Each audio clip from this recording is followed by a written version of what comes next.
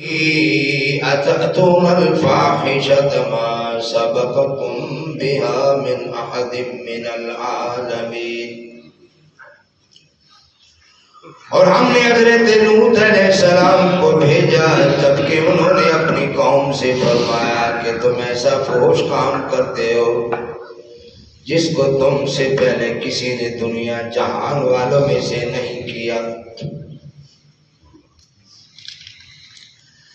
Income لتأتون الرجال شہوة من دون النساء بل انتم قوم مسرفون. تم عورتوں کے ساتھ شادی کی بجائے مردوں کے ساتھ کرتے ہو، عورتوں کو چھوڑ کر، بلکہ تم تو حد سے گزرے ہوئے ہو.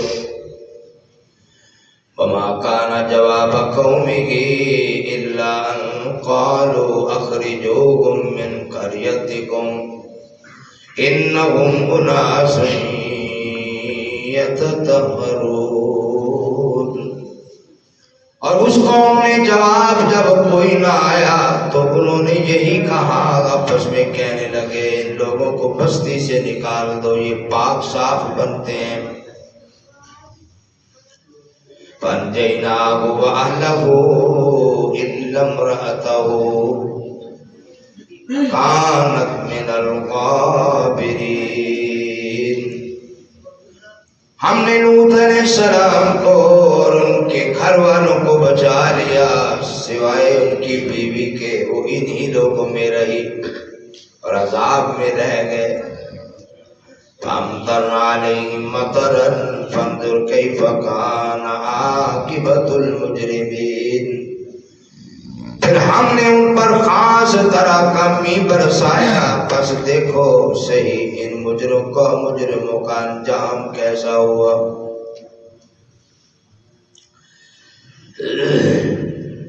قرآن کریم 8واں پارہ سورۃ اعراف ہے. حضرت صالح علیہ السلام اللہ کے نبی نے توحید کی دعوت دی، بڑا سمجھایا. ان لوگوں نے مذاق کیا، آگے سے ٹھٹھا کیا، الٹا نبی کی بے عزتی کرنا چاہتے تھے. اللہ بلکہ کہنے لگے کہ جو تو عذاب سے ڈراتا ہے نا، لے ہمیں کسی کی کوئی پرواہ نہیں. یہ ہوتی ہے تکبر اور گمانڈ اور حد سے زیادہ نافرمانی کی نشانی کہ جو کرنا کر لو. تو پھر اللہ کی طرف سے عذاب آیا، ایک زلزلے نے، چیخ نے انہیں پکڑ لیا. دونوں قسم کا عذاب، زلزلہ بھی اور چیخ بھی. اور آپ نے دیکھا ہوگا زلزلے سے پہلے ایک چیخ آتی ہے، وہ چیخ آئی، دونوں عذاب آئے اور ان کو تہس نہس کر دی.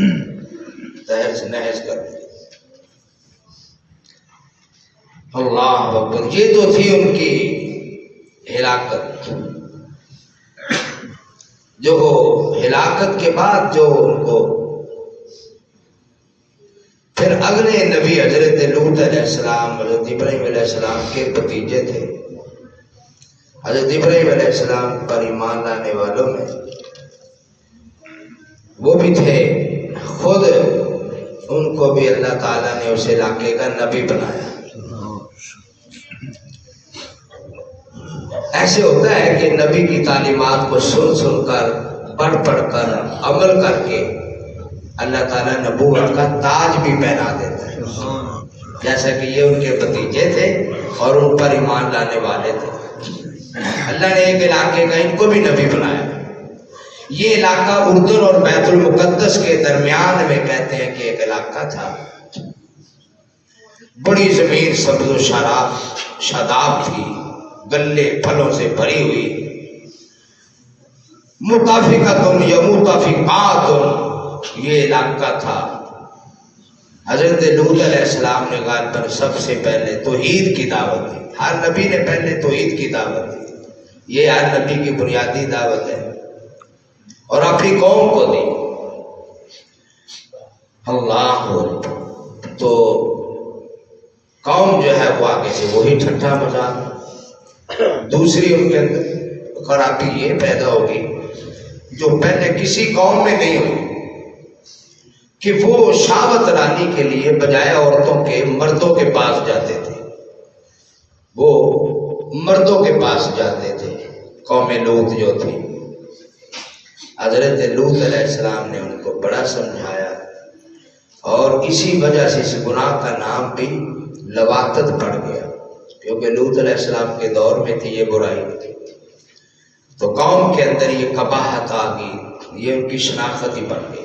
ایسا گناہ جس میں دنیا کے اندر اور کسی نے نہیں کیا، اسی قوم نے شروع کیا کہ وہ بجائے عورتوں کے پاس جانے کے مردوں کے پاس جاتے تھے۔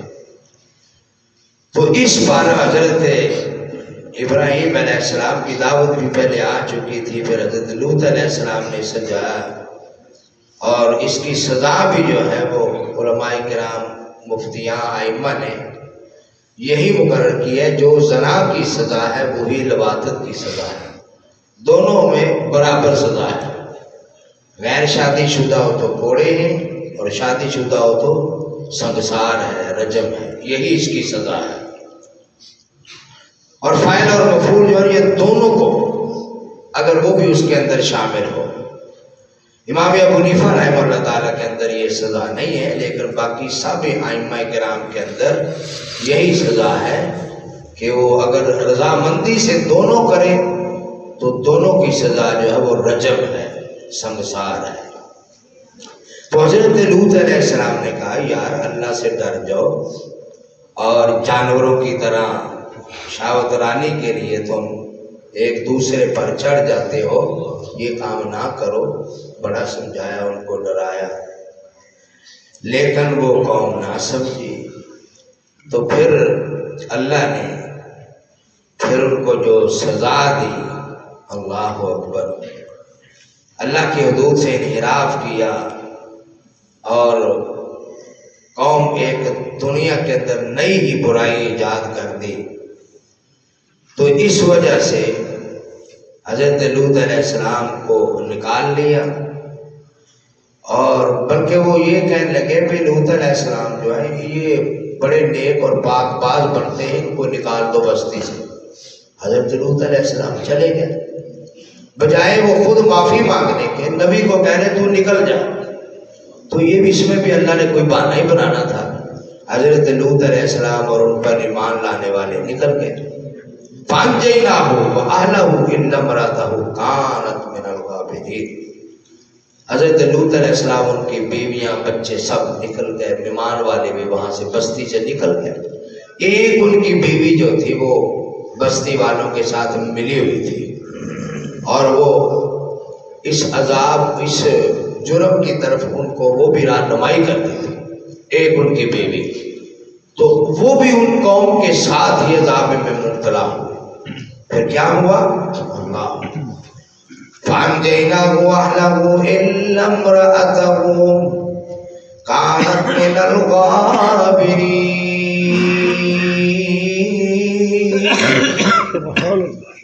ہے نبی کی بیوی، لیکن قوم کے ساتھ مل کر سازش میں، اس جرم کے اندر مشورے دینے والوں میں شامل، اللہ نے اس کو کہا اس کو بھی اس کے ساتھ رکھو، قوم کے ساتھ اس کو بھی عذاب میں مبتلا کیا۔